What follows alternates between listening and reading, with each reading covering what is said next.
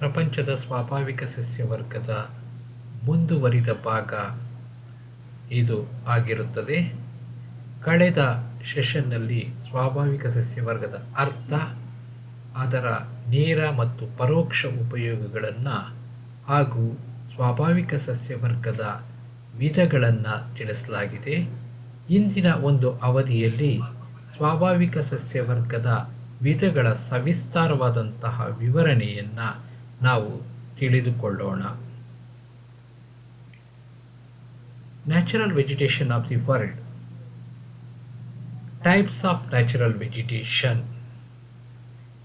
ಇದರ ಕಲಿಕೆಯ ಒಂದು ಉದ್ದೇಶಗಳು ಪ್ರಪಂಚದ ಸ್ವಾಭಾವಿಕ ಸಸ್ಯವರ್ಗದ ವಿಧಗಳಲ್ಲಿ ಯಾವುದೋ ಒಂದು ನಿರ್ದಿಷ್ಟವಾಗಿರುವಂತಹ ಸ್ವಾಭಾವಿಕ ಸಸ್ಯವರ್ಗದ ಸ್ಥಾನ, ಅದು ಒಳಗೊಂಡಿರುವಂತಹ ಭಾಗಗಳು ಮತ್ತು ಅಲ್ಲಿ ಕಂಡುಬರುವಂತಹ ವಾಯುಗುಣ ಮತ್ತು ಗುಣಲಕ್ಷಣಗಳು, ಮತ್ತು ಈ ಪ್ರಮುಖವಾಗಿ ನಿತ್ಯ ಹರಿದ್ವರ್ಣದಿಂದ ಕೂಡಿರುವಂತಹ ಸ್ವಾಭಾವಿಕ ಸಸ್ಯವರ್ಗ, ಮಾನ್ಸೂನ್, ಸವನ್ನಾ ಹಾಗೂ ಮರುಭೂಮಿ ಸಸ್ಯವರ್ಗ ಮತ್ತು ಮೆಡಿಟೇರಿಯನ್ ಸ್ವಾಭಾವಿಕ ಸಸ್ಯವರ್ಗದ ಸವಿಸ್ತಾರವಾದಂತಹ ವಿಷಯವನ್ನು ಈ ಒಂದು ಕಲಿಕೆಯ ಉದ್ದೇಶಗಳಲ್ಲಿ ನಾವು ತಿಳಿದುಕೊಳ್ಳುವಂತಹದ್ದು ಹಾಗೂ ಇದರಿಂದ ವಿದ್ಯಾರ್ಥಿಗಳಿಗೆ ಆಗುವಂತಹ ಉಪಯುಕ್ತತೆಗಳು, ಈ ಒಂದು ವಾಯುಗುಣ ಮತ್ತು ಸ್ವಾಭಾವಿಕ ಸಸ್ಯವರ್ಗದ ಒಂದು ಸಂಬಂಧ, ಪ್ರಪಂಚದಲ್ಲಿ ಈ ಹಂಚಿಕೆಯಾಗಿರುವಂತಹ ಸ್ವಾಭಾವಿಕ ಸಸ್ಯವರ್ಗದ ವಿಧಗಳು ಹಾಗೂ ಸ್ವಾಭಾವಿಕ ಸಸ್ಯವರ್ಗದಿಂದ ಸಮಾಜಕ್ಕೆ ಆಗುವಂತಹ ಉಪಯುಕ್ತತೆಗಳು ನೇರ ಮತ್ತು ಪರೋಕ್ಷವಾಗಿ ಇದು ವಿವರಣೆಯನ್ನು ನಾವು ಈ ಒಂದು ಟಾಪಿಕ್ನಲ್ಲಿ ನಾವು ತಿಳಿದುಕೊಳ್ಳಬೇಕಾಗುತ್ತದೆ. ಮೊದಲನೇದಾಗಿ ಪ್ರಪಂಚದ ಸ್ವಾಭಾವಿಕ ಸಸ್ಯವರ್ಗ ವಿಧಗಳಲ್ಲಿ ಟ್ರಾಪಿಕಲ್ ರೈನ್ ಫಾರೆಸ್ಟ್, ಉಷ್ಣವಲಯದ ನಿತ್ಯ ಹರಿದ್ವರ್ಣದಿಂದ ಕೂಡಿರುವಂತಹ ಸ್ವಾಭಾವಿಕ ಸಸ್ಯವರ್ಗ. ಇದರ ಲೊಕೇಶನ್ ಅಂತಂದರೆ the exact spot where the country or continent situation. ಅಂದರೆ tropical rain forests mainly restricted between the latitude 23 north and 23 south of the equator.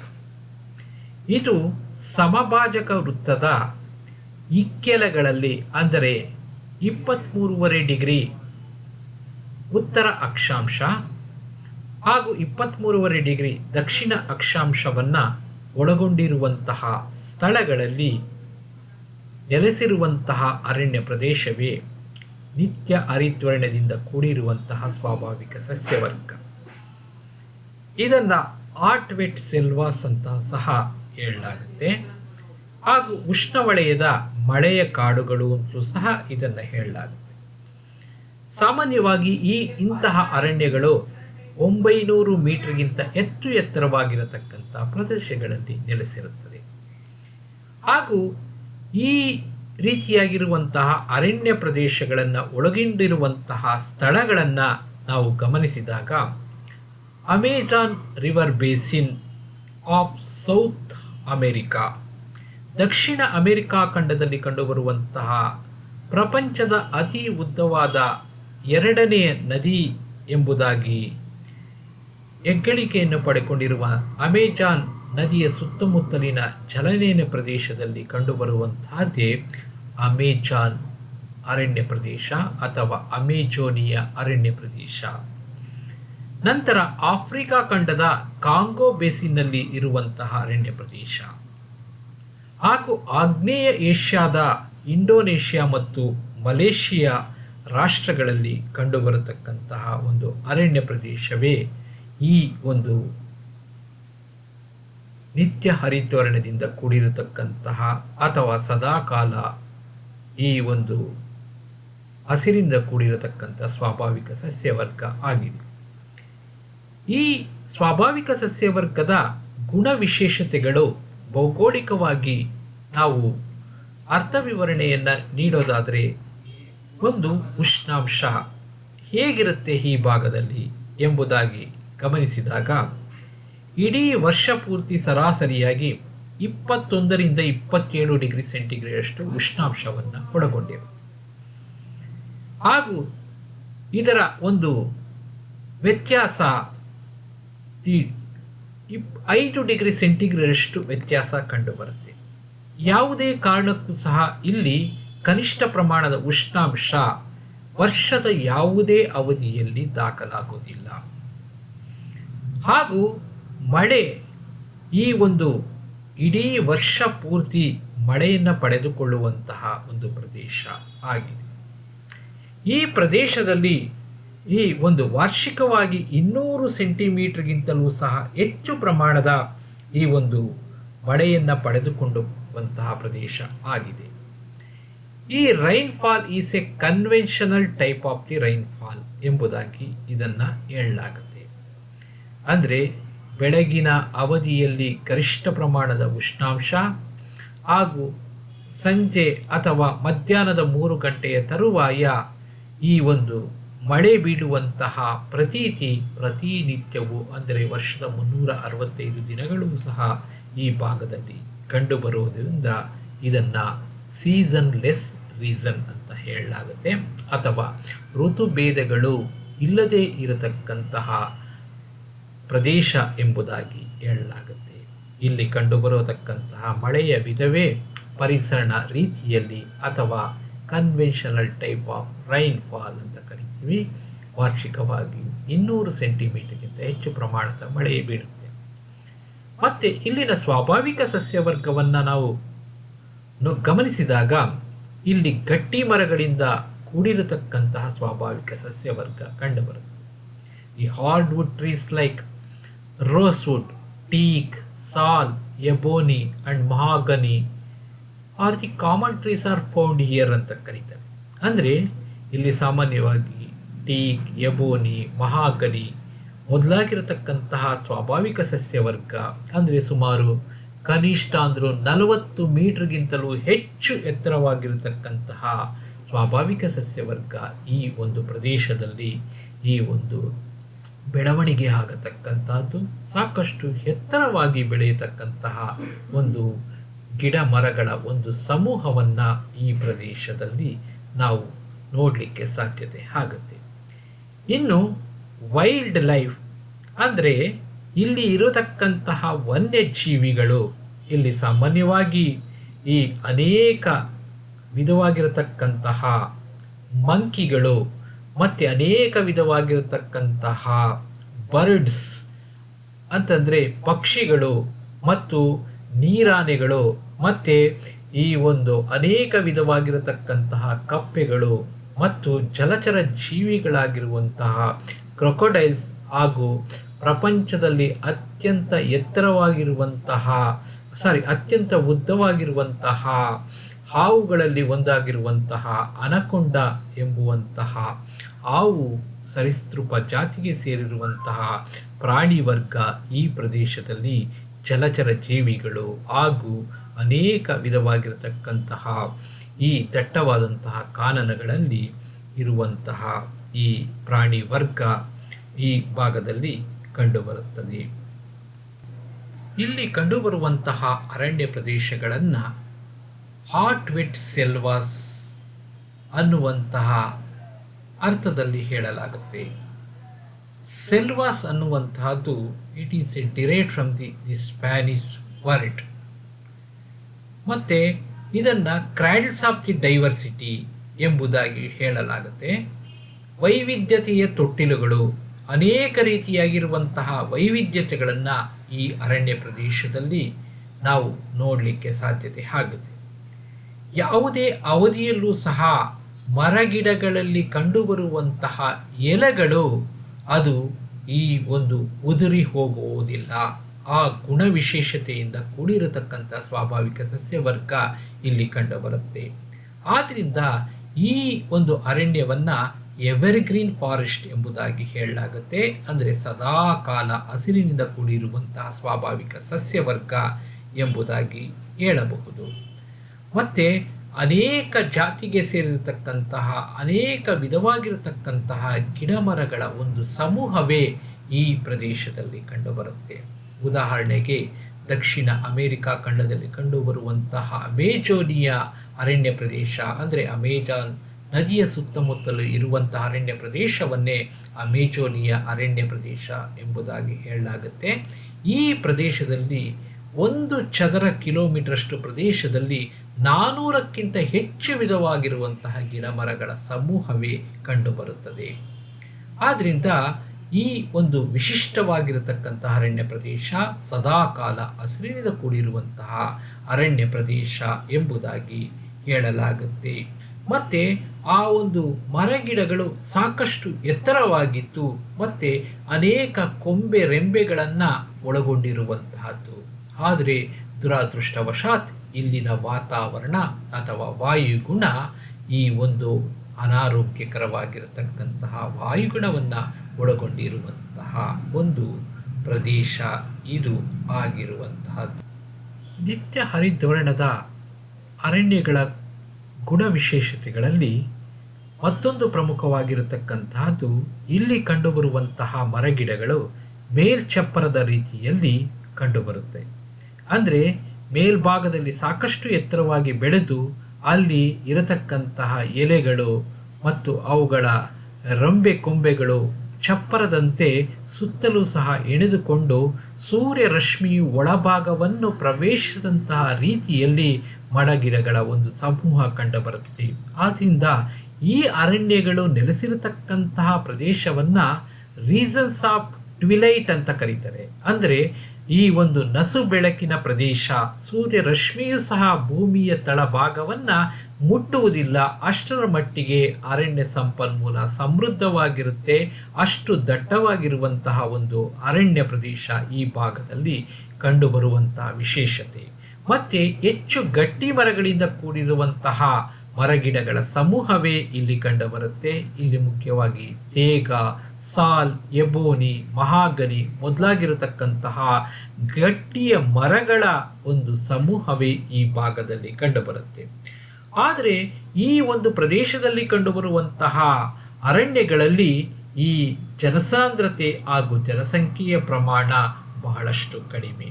ಅಂದರೆ ಅಮೆಜೋನಿಯಾ ಅರಣ್ಯ ಪ್ರದೇಶ ಹಾಗೂ ಕಾಂಗೋ ಅರಣ್ಯ ಪ್ರದೇಶಗಳಲ್ಲಿ ಪ್ರತಿ 1 ಚದರ ಕಿಲೋಮೀಟರಲ್ಲಿ 2ಕ್ಕಿಂತ ಕಡಿಮೆ ಪ್ರಮಾಣದ ಜನಸಾಂದ್ರತೆ ಕಂಡುಬರುತ್ತೆ. ಯಾಕೆಂತಂದರೆ ಅತ್ಯಂತ ದಟ್ಟವಾಗಿರತಕ್ಕಂತಹ ಕಾನನ. ಈ ಪ್ರದೇಶದಲ್ಲಿ ಈ ಒಂದು ಯಾವುದೇ ರೀತಿಯಾಗಿ ವಾಣಿಜ್ಯಾತ್ಮಕವಾಗಿ ಈ ಒಂದು ಅರಣ್ಯ ಸಂಪನ್ಮೂಲವನ್ನು ಬಳಸ್ಕೊಳ್ಳಿಕ್ಕೆ ಸಾಧ್ಯತೆ ಆಗುವುದಿಲ್ಲ. ಅದಕ್ಕೆ ಅನೇಕ ರೀತಿಯಾಗಿರತಕ್ಕಂತಹ ತಾಂತ್ರಿಕ ಕಾರಣಗಳೂ ಸಹ ಇದೆ, ಭೌಗೋಳಿಕ ಕಾರಣಗಳನ್ನು ಸಹ ಈ ಒಂದು ಒಳಗೊಂಡಿರತಕ್ಕಂಥದ್ದು, ಹಾಗೂ ಆರ್ಥಿಕವಾಗಿ ಹಿಂದುಳಿದಿರುವಂತಹ ಒಂದು ಪ್ರದೇಶ ಈ ಒಂದು ಆಗಿದೆ.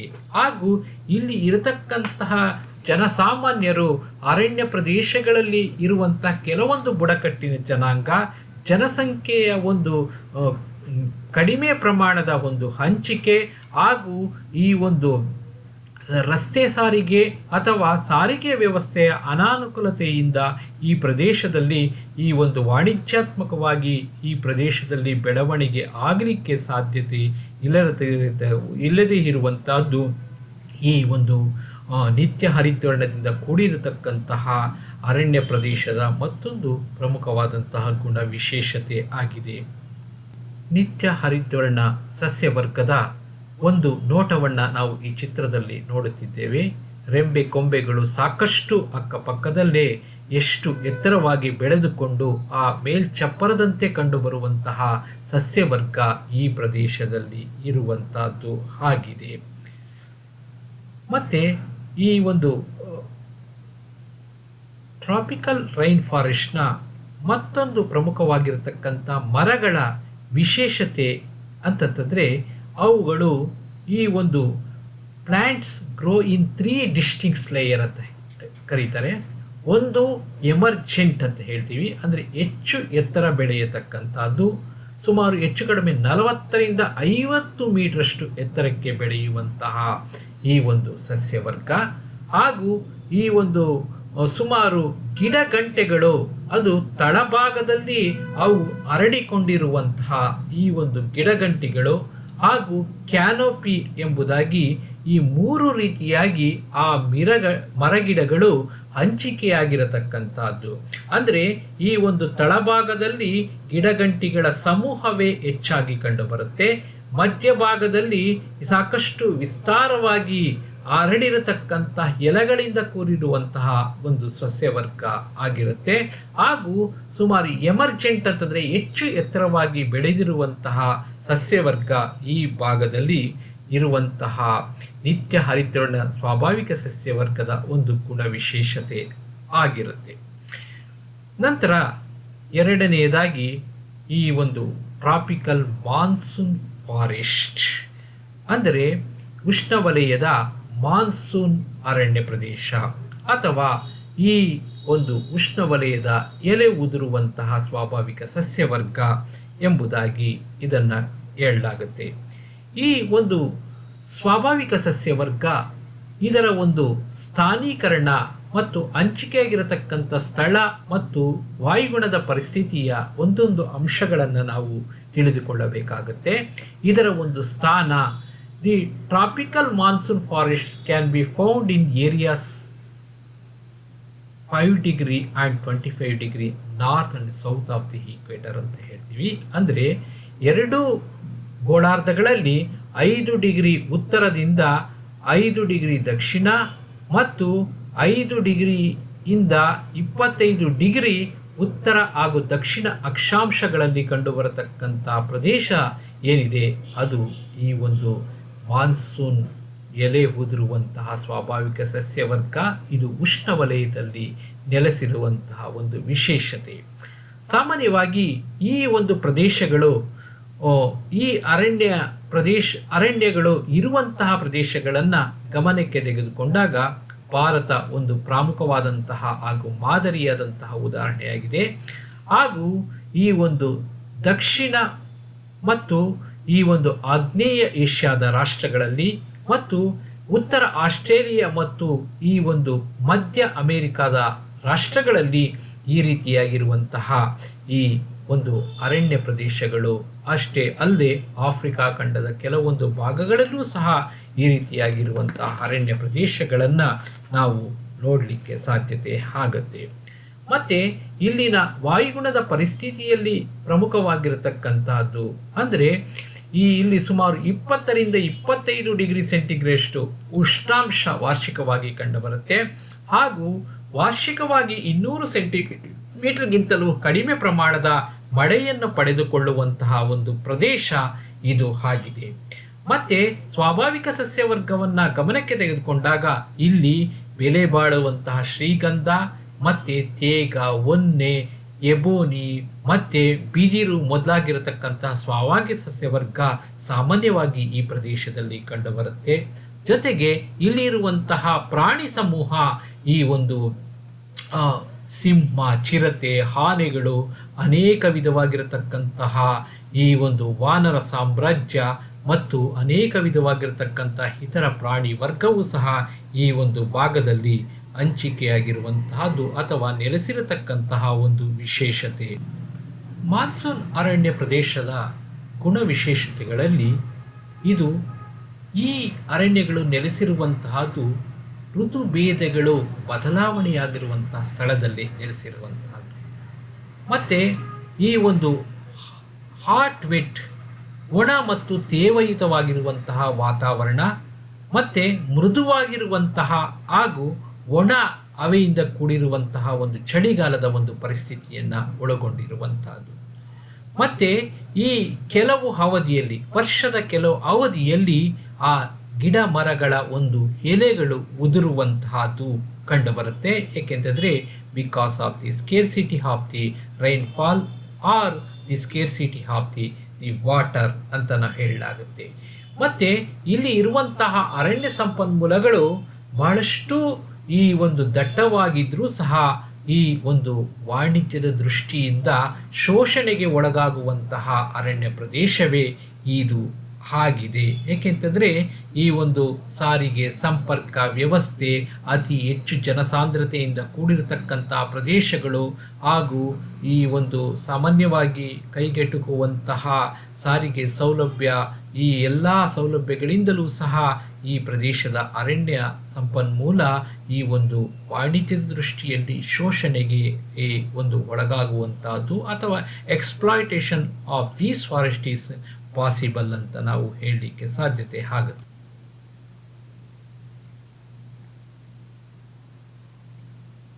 ಮುಂದಿನ ಸ್ವಾಭಾವಿಕ ಸಸ್ಯವರ್ಗ the tropical grasslands or savanna ಮಾದರಿಯಾಗಿರತಕ್ಕಂತಹ ಸ್ವಾಭಾವಿಕ ಸಸ್ಯವರ್ಗ. ಈ ಉಷ್ಣವಲಯದ ಹುಲ್ಲುಗಾವಲು ಅಥವಾ ಇದನ್ನು ಸವನ್ನಾ ಮಾದರಿಯಾಗಿರುವಂತಹ ಸ್ವಾಭಾವಿಕ ಸಸ್ಯವರ್ಗ ಎಂಬುದಾಗಿ ಹೇಳಲಾಗುತ್ತದೆ. ಇದನ್ನು ಆಫ್ರಿಕಾ ಖಂಡದ ಸವನ್ನಾ ಎಂಬುದಾಗಿಯೂ ಅಥವಾ ಕ್ಯಾಂಪೋಸಿನ್ ಬ್ರೆಜಿಲ್ ಮತ್ತು ಲ್ಯಾನೋಸಿನ್ ದಕ್ಷಿಣ ಅಮೆರಿಕಾ ಎಂಬುದಾಗಿಯೂ ಸಹ ಈ ಒಂದು ಅರಣ್ಯ ಪ್ರದೇಶವನ್ನು ಹೆಸರಿಸಲಾಗುತ್ತೆ. ಇದು ನೆಲೆಸಿರುವಂತಹ ಒಂದು ಅಕ್ಷಾಂಶಿಕ ಸ್ಥಾನ 15 ಡಿಗ್ರಿಯಿಂದ 30 ಡಿಗ್ರಿ ಈ ಒಂದು ಎರಡು ಗೋಳಾರ್ಧಗಳಲ್ಲೂ ಸಹ ನೆಲೆಸಿರುವಂತಹದ್ದು. ಅಂದರೆ ಕರ್ಕಾಟಕ ಸಂಕ್ರಾಂತಿ ವೃತ್ತ ಮತ್ತು ಮಕರ ಸಂಕ್ರಾಂತಿ ವೃತ್ತಗಳ ವ್ಯಾಪ್ತಿಯಲ್ಲಿ ಕಂಡುಬರತಕ್ಕಂತಹ 15ರಿಂದ 30 ಡಿಗ್ರಿ ಉತ್ತರ ಹಾಗೂ ದಕ್ಷಿಣ ಅಕ್ಷಾಂಶಗಳಲ್ಲಿ ನೆಲೆಸಿರುವಂತಹ ಸ್ವಾಭಾವಿಕ ಸಸ್ಯವರ್ಗವೇ ಈ ಉಷ್ಣವಲಯದ ಹುಲ್ಲುಗಾವಲು ಪ್ರದೇಶ ಅಥವಾ ಸವನ್ನಾ ಮಾದರಿಯಾಗಿರತಕ್ಕಂಥ ಅರಣ್ಯ ಪ್ರದೇಶ ಅಂತ ಹೇಳಬಹುದು. ಇದು ಮುಖ್ಯವಾಗಿ ಆಫ್ರಿಕಾ ಮತ್ತು ಭಾರತದ ಕೆಲವೊಂದು ಪ್ರದೇಶ, ಆಸ್ಟ್ರೇಲಿಯಾ ಮತ್ತು ದಕ್ಷಿಣ ಅಮೆರಿಕಾದ ಭಾಗಗಳಲ್ಲಿ ಕಂಡುಬರುವಂತಹ ಒಂದು ಸ್ವಾಭಾವಿಕ ಸಸ್ಯವರ್ಗ ಇದು ಆಗಿದೆ. ಮತ್ತು ಈ ಒಂದು ವಾಯುಗುಣದ ವಿಶೇಷತೆ ಈ ಒಂದು ಸ್ವಾಭಾವಿಕ ಸಸ್ಯವರ್ಗದಲ್ಲಿ ಮುಖ್ಯವಾಗಿ ಹಾಟ್ ಅಂಡ್ ಲಾಂಗ್ ಸಮ್ಮರ್ಸ್ ಅಂತ ಹೇಳಲಾಗುತ್ತೆ. ಅಂತಂದರೆ ಸಾಕಷ್ಟು ಸುದೀರ್ಘವಾಗಿರುವಂತಹ ಈ ಬೇಸಿಗೆಯ ಅವಧಿಯನ್ನು ಒಳಗೊಂಡಿರುವಂತಹದ್ದು, ಹೆಚ್ಚು ತಾಪಮಾನವನ್ನು ಹೊಂದಿರುವಂತಹದ್ದು ಮತ್ತು ಈ ಒಂದು ಮೃದುವಾಗಿರುವಂತಹ ಹಾಗೂ ಕಡಿಮೆ ಅವಧಿಯ ಚಳಿಗಾಲದ ಒಂದು ಪರಿಸ್ಥಿತಿ ಹಾಗೂ ಕಡಿಮೆ ಪ್ರಮಾಣದ ಮಳೆಯನ್ನು ಪಡೆದುಕೊಳ್ಳುವಂತಹ ಬೇಸಿಗೆಯ ಅವಧಿ ಈ ಒಂದು ಟ್ರಾಪಿಕಲ್ ಗ್ರಾಸ್ಲ್ಯಾಂಡಲ್ಲಿ ಕಂಡುಬರತಕ್ಕಂಥದ್ದು.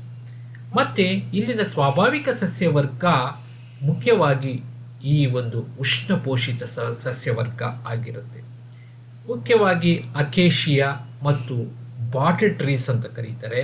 ಅಕೇಶಿಯಾ ಮರಗಳು ಮತ್ತು ಈ ಒಂದು ಬಾಟಲ್ಗಳಿಗೆ ಮುಚ್ಚಳವನ್ನು ಹಾಕುವಂತಹ ಮರಗಿಡಗಳು ಅಂತಂದರೆ ಉಷ್ಣಪೋಷಿತ ಅಂತಂದರೆ ಗರಿಷ್ಠ ಪ್ರಮಾಣದ ಉಷ್ಣಾಂಶದಲ್ಲಿ ಬೆಳೆಯುವಂತಹ ಮರಗಿಡಗಳ ಒಂದು ಸಮೂಹ ಈ ಭಾಗದಲ್ಲಿ ಕಂಡುಬರುವಂತಹ ಒಂದು ಸಸ್ಯವರ್ಗ ಇಲ್ಲಿ ಹೆಚ್ಚಾಗಿ ಕಂಡುಬರುತ್ತೆ.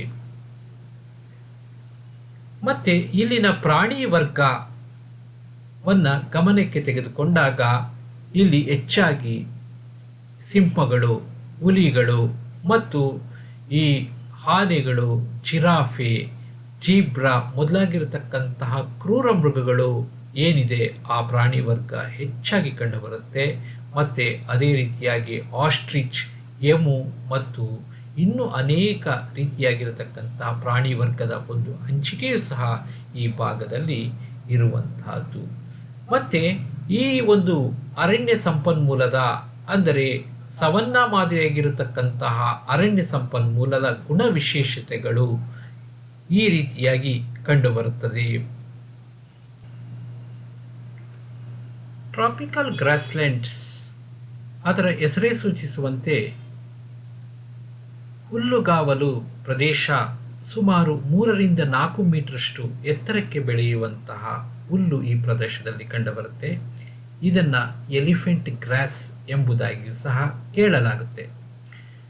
ಮತ್ತು ಈ ಒಂದು ನದಿಗಳ ಇಕ್ಕೆಲಗಳಲ್ಲಿ ಕೆಲವೊಂದು ಜಾತಿಗೆ ಸೇರಿರುವಂತಹ ಸ್ವಾಭಾವಿಕ ಸಸ್ಯವರ್ಗ ಕಂಡುಬರುತ್ತೆ.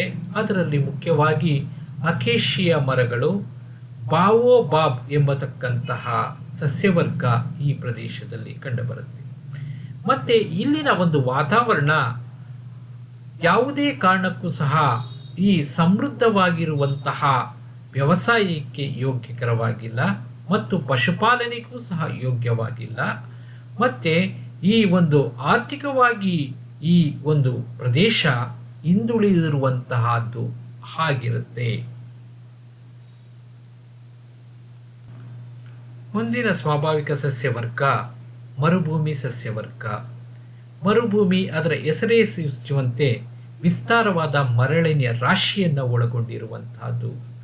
ಇದರ ಸ್ಥಾನೀಕರಣ 15 ಡಿಗ್ರಿಯಿಂದ 35 ಡಿಗ್ರಿ ಉತ್ತರ ಅಕ್ಷಾಂಶ ಹಾಗೂ ದಕ್ಷಿಣ ಅಕ್ಷಾಂಶವನ್ನು ಒಳಗೊಂಡಿರುವಂತಹ 2 ಗೋಳಾರ್ಧಗಳಲ್ಲೂ ಸಹ ಕಂಡುಬರುವಂತಹ ಈ ಒಂದು ಪ್ರದೇಶವೇ ದಲ್ಲಿ ಕಂಡುಬರುವಂತಹ ಸಸ್ಯವರ್ಗವೇ ಮರುಭೂಮಿ ಸಸ್ಯವರ್ಗ. ಸಾಮಾನ್ಯವಾಗಿ ಇದು ಒಳಗೊಂಡಿರತಕ್ಕಂತಹ ಪ್ರದೇಶಗಳು ಸಹರಾ ಮರುಭೂಮಿ ಪ್ರದೇಶ, ನುಬಿಯನ್ ಮರುಭೂಮಿ ಪ್ರದೇಶ, ಲಿಬಿಯನ್ ಮರುಭೂಮಿ ಪ್ರದೇಶ, ನಮೀಬ್ ಮರುಭೂಮಿ ಪ್ರದೇಶ, ಕಲಹರಿ ಮರುಭೂಮಿ ಪ್ರದೇಶ ಆಫ್ರಿಕಾ ಖಂಡದಲ್ಲಿ ಕಂಡುಬರುವಂತಹದ್ದು, ಹಾಗೂ ರುಬ್ ಆಲ್ ಖಾಲಿ ಮತ್ತು ಸಿರಿಯನ್ ಮರುಭೂಮಿ ಪ್ರದೇಶ, ಸೌದಿ ಅರೇಬಿಯನ್ ಮರುಭೂಮಿ ಪ್ರದೇಶ, ಹಾಗೂ ಭಾರತದಲ್ಲಿ ಕಂಡುಬರುವಂತಹ ತಾರ್ ಮರುಭೂಮಿ ಪ್ರದೇಶ, ಹಾಗೂ ಏಷ್ಯಾ ಖಂಡದಲ್ಲಿ ಕಂಡುಬರುವಂತಹ ತಕ್ಲಮಕಾನ್ ಮರುಭೂಮಿ ಪ್ರದೇಶ ಮತ್ತು ಮೊಹಾವಿ ಮರುಭೂಮಿ ಪ್ರದೇಶ, ಹಾಗೂ ಸೋನೋರಾನ್ ಮರುಭೂಮಿ ಪ್ರದೇಶ, ಕಲಹರಿ ಮರುಭೂಮಿ ಪ್ರದೇಶ ದಕ್ಷಿಣ ಅಮೆರಿಕ ಖಂಡದಲ್ಲಿ ಇರುವಂತಹದ್ದು, ಹಾಗೂ ಪೆರುವಿಯನ್ ಮರುಭೂಮಿ ಪ್ರದೇಶ ಮತ್ತು ಈ ಗ್ರೇಟ್ ಡೆಸರ್ಟ್ ಆಫ್ ಆಸ್ಟ್ರೇಲಿಯಾದ ಮಹಾ ಮರುಭೂಮಿ ಪ್ರದೇಶ ಇವು ಪ್ರಮುಖವಾಗಿ ಈ ಮರುಭೂಮಿ ಪ್ರದೇಶಗಳು ಆಗಿರುತ್ತೆ. ಈ ಮರುಭೂಮಿ ಪ್ರದೇಶದ ವಾಯುಗುಣದ ಗುಣ ವಿಶೇಷತೆ ಹಾಟ್ ಅಂಡ್ ಡ್ರೈ ಸಮ್ಮರ್ ಅಂತ ಕರಿತೀವಿ. ವರ್ಷ ಪೂರ್ತಿ ಗರಿಷ್ಠ ಪ್ರಮಾಣದ ಉಷ್ಣಾಂಶವನ್ನು ಒಳಗೊಂಡಿರುತ್ತೆ. ವಾರ್ಷಿಕವಾಗಿ 25 ಸೆಂಟಿಮೀಟರ್ಗಿಂತಲೂ ಸಹ ಕಡಿಮೆ ಪ್ರಮಾಣದ ಮಳೆಯನ್ನು ಪಡೆದುಕೊಳ್ಳುವಂತಹದ್ದು. ಮತ್ತು ಇಲ್ಲಿನ ಸ್ವಾಭಾವಿಕ ಸಸ್ಯವರ್ಗ ಕಂಡುಬರುವಂತಹದ್ದು ಈ ಮುಳ್ಳಿನಿಂದ ಕೂಡಿರತಕ್ಕಂತಹ ಗಿಡ ಮರಗಳ ಸಮೂಹವೇ ಈ ಪ್ರದೇಶದಲ್ಲಿ ಅಂದರೆ ಮರುಭೂಮಿ ಪ್ರದೇಶದಲ್ಲಿ ಅತಿ ಹೆಚ್ಚಾಗಿ ಕಂಡುಬರುವಂತಹದ್ದು. ಹಾಗೂ ಪ್ರಾಣಿ ವರ್ಗ ಈ camel is the most common animal ಅಂತ ಹೇಳ್ತೀವಿ. ಯಾಕೆಂತಂದ್ರೆ ಮರಳುಗಾಡಿನ ಹಡಗು ಎಂಬುದಾಗಿ ಈ ಒಂದು ಕ್ಯಾಮಲ್ ಅನ್ನ ಅಥವಾ ಒಂಟೆಯನ್ನ ಕರೆಯಲಾಗುತ್ತೆ. ಅದು ಬಿಟ್ಟರೆ ಇನ್ನಿತರ ಕೆಲವೊಂದು ಜಾಕಲ್, ಫಾಕ್ಸ್ ಮತ್ತು ಸ್ಕಾರ್ಪಿಯನ್ ಮೊದಲಾಗಿರತಕ್ಕಂತಹ ಪ್ರಾಣಿ ವರ್ಗ ಈ ಪ್ರದೇಶದಲ್ಲಿ ಈ ಒಂದು ಕಂಡುಬರತಕ್ಕಂತಹ ಆ ಉಷ್ಣಪೋಷಿತವಾಗಿರತಕ್ಕಂತಹ ವಾತಾವರಣದಲ್ಲಿ ಜೀವಿಸುವಂತಹ ಈ ಒಂದು ಪ್ರಾಣಿ ವರ್ಗ. ಮರುಭೂಮಿ ಪ್ರದೇಶದ ಗುಣ ವಿಶೇಷತೆಗಳು. ಮರುಭೂಮಿ ಪ್ರದೇಶ ಒಂದು ಬಂಜರು ಪ್ರದೇಶ ಆಗಿದೆ. ಪ್ರಪಂಚದ ಒಟ್ಟು ಭೌಗೋಳಿಕ ಪ್ರದೇಶದಲ್ಲಿ 30% ಮರುಭೂಮಿ ಪ್ರದೇಶ ಈ ಒಂದು ಕೂಡಿದೆ. ಮತ್ತೆ ಇಲ್ಲಿ ಕಂಡುಬರತಕ್ಕಂಥ ಸ್ವಾಭಾವಿಕ ಸಸ್ಯವರ್ಗ ಬಹಳಷ್ಟು ಕಡಿಮೆ ಆಗಿದೆ. ಉಷ್ಣಪೋಷಿತವಾದ ಸ್ವಾಭಾವಿಕ ಸಸ್ಯವರ್ಗ ಬಿಟ್ಟರೆ ಯಾವುದೇ ಸ್ವಾಭಾವಿಕ ಸಸ್ಯವರ್ಗ ಕಂಡುಬರೋದಿಲ್ಲ. ಮತ್ತೆ ಈ ಒಂದು ಓಯಸಿಸ್ ಇರುವಂತಹ ಪ್ರದೇಶದಲ್ಲಿ ಈ ಕೆಲವೊಂದು ತಾಳೆ ಮರಗಳು ಮತ್ತೆ ಖರ್ಜೂರದ ಗಿಡಗಳು ಕಂಡುಬರುವುದನ್ನು ಬಿಟ್ಟರೆ ಬೇರೆ ಯಾವುದೇ ರೀತಿಯಾಗಿರುವಂತಹ ಒಂದು ಸ್ವಾಭಾವಿಕ ಸಸ್ಯವರ್ಗ ಈ ಪ್ರದೇಶದಲ್ಲಿ ಈ ಒಂದು ಕಂಡುಬರುವುದಿಲ್ಲ. ಮೆಡಿಟರೇನಿಯನ್ ಸ್ವಾಭಾವಿಕ ಸಸ್ಯವರ್ಗ ಇದು ನೆಲೆಸಿರುವಂತಹ ಸ್ಥಾನ 31 ಡಿಗ್ರಿಯಿಂದ 40 ಡಿಗ್ರಿ ಉತ್ತರ ಮತ್ತು ದಕ್ಷಿಣ ಅಕ್ಷಾಂಶವನ್ನು ಒಳಗೊಂಡಿರುವಂತಹ ವಲಯದಲ್ಲಿ ಈ ಮರುಭೂಮಿ ಪ್ರದೇಶ ಕಂಡುಬರುತ್ತದೆ. ಮೆಡಿಟರೇನಿಯನ್ ಸ್ವಾಭಾವಿಕ ಸಸ್ಯವರ್ಗ ಇದು ಮಧ್ಯ ಅಕ್ಷಾಂಶಗಳಲ್ಲಿ ಸಮಶೀತೋಷ್ಣ ವಲಯ ಪ್ರದೇಶಗಳಲ್ಲಿ ಕಂಡುಬರುವತಕ್ಕಂತಹ ಸ್ವಾಭಾವಿಕ ಸಸ್ಯವರ್ಗ. ಇದರ ಸ್ಥಾನೀಕರಣ 31 ಡಿಗ್ರಿ ಇಂದ 40 ಡಿಗ್ರಿ ಉತ್ತರ ಹಾಗೂ ದಕ್ಷಿಣ ಅಕ್ಷಾಂಶದಲ್ಲಿ ನೆಲೆಸಿರುವಂತಹದ್ದು. ಇದು ಮುಖ್ಯವಾಗಿ ಮೆಡಿಟೇರಿಯನ್ ಸಮುದ್ರದ ಸುತ್ತಮುತ್ತಲೂ ಇರುವಂತಹ ರಾಷ್ಟ್ರಗಳು ಹಾಗೂ ಈ ಒಂದು ಸೆಂಟ್ರಲ್ ಚಿಲಿ, ಕೇಂದ್ರದ ಚಿಲಿ ರಾಷ್ಟ್ರ ಹಾಗೂ ಈ ಒಂದು ಸೌತ್ ವೆಸ್ಟ್ USA, ಆಸ್ಟ್ರೇಲಿಯಾ ಮತ್ತು ಆಫ್ರಿಕಾದ ಭಾಗಗಳಲ್ಲಿ ಈ ಒಂದು ಹಂಚಿಕೆಯಾಗಿರುವಂತಹ ಈ ಮಾದರಿಯ ವಾಯುಗುಣವನ್ನು ಹೊಂದಿದೆ. ಇಲ್ಲಿನ ವಾಯುಗುಣದ ಒಂದು ಪರಿಸ್ಥಿತಿಯನ್ನು ಗಮನಕ್ಕೆ ತೆಗೆದುಕೊಂಡಾಗ ಯಾವಾಗಲೂ ಸಹ ಈ ಪ್ರದೇಶ ಹಾಟ್ ಅಂಡ್ ಡ್ರೈ ಸಮ್ಮರ್ ಅಂದರೆ ಬೇಸಿಗೆ ಅವಧಿಯಲ್ಲಿ ಹೆಚ್ಚು ಉಷ್ಣಾಂಶ ಮತ್ತು ಒಣ ಹವೆಯಿಂದ ಕೂಡಿರುವಂತಹದ್ದು ಹಾಗೂ ಮೃದುವಾದಂತಹ ಮತ್ತು ಈ ತೇವಾಂಶ ಭರಿತವಾಗಿರತಕ್ಕಂತಹ ಚಳಿಗಾಲದ ಒಂದು ಪರಿಸ್ಥಿತಿಯನ್ನು ಒಳಗೊಂಡಿರುತ್ತೆ. ಸ್ವಾಭಾವಿಕ ಸಸ್ಯವರ್ಗ ಈ ಪ್ರದೇಶದಲ್ಲಿ ಅಷ್ಟು ಸಮೃದ್ಧತೆಯಿಂದ ಕೂಡಿರುವುದಿಲ್ಲ. ಆದರೂ ಸಹ ಈ ವಾಯುಗುಣದಲ್ಲಿ ಬೀಳುವಂತಹ ಮಳೆಗೆ ಅನುಗುಣವಾಗಿ ಓಕ್ ಮತ್ತು ಆಲಿವ್ ಹಾಗೂ ಅಂಜೂರದ ಈ ಒಂದು ಸ್ವಾಭಾವಿಕ ಸಸ್ಯವರ್ಗ ಈ ಪ್ರದೇಶದಲ್ಲಿ ಪ್ರಮುಖವಾಗಿರತಕ್ಕಂತಹದ್ದು ಅಂತ ಹೇಳ್ಬೋದು. ಆದರೆ ಈ ಒಂದು ಪ್ರಾಣಿ ಸಂಪತ್ತು ಅಷ್ಟೊಂದು ಸಮೃದ್ಧವಾಗಿ ಈ ಪ್ರದೇಶದಲ್ಲಿ ಈ ಒಂದು ಕಂಡು ಬರದೇ ಇರತಕ್ಕಂತಹ ಒಂದು ವಿಶೇಷತೆಯನ್ನು ನಾವು ನೋಡಬಹುದು. ಮೆಡಿಟರೇನಿಯನ್ ವಾಯುಗುಣದ ವಿಶೇಷತೆಗಳು, ಇದರ ಗುಣಲಕ್ಷಣಗಳನ್ನು ಗಮನಿಸಿದಾಗ ಮೆಡಿಟರೇನಿಯನ್ ಸ್ವಾಭಾವಿಕ ಸಸ್ಯವರ್ಗ ಈ ಒಂದು ಒಣ ವಾಯುಗುಣದ ಬೇಸಿಗೆಯನ್ನು ಒಳಗೊಂಡಿರುವಂತಹ ಪರಿಸ್ಥಿತಿ ಕಂಡುಬರುತ್ತದೆ. ಮತ್ತು ಉಷ್ಣಪೋಷಿತವಾಗಿರುವಂತಹ ಸ್ವಾಭಾವಿಕ ಸಸ್ಯವರ್ಗವನ್ನು ನಾವು ಇಲ್ಲಿ ನೋಡಲಾಗುತ್ತೆ. ಮತ್ತು ಪ್ರಪಂಚದ ಈ ಒಂದು ಹಣ್ಣಿನ ಬೇಸಾಯದ ನಾಡು ಎಂಬುದಾಗಿ ಮೆಡಿಟರೇನಿಯನ್ ವಾಯುಗುಣವನ್ನು ಒಳಗೊಂಡಿರುವಂತಹ ಸ್ವಾಭಾವಿಕ ಸಸ್ಯವರ್ಗ ಪ್ರದೇಶಗಳಲ್ಲಿ ಕಂಡುಬರುತ್ತೆ.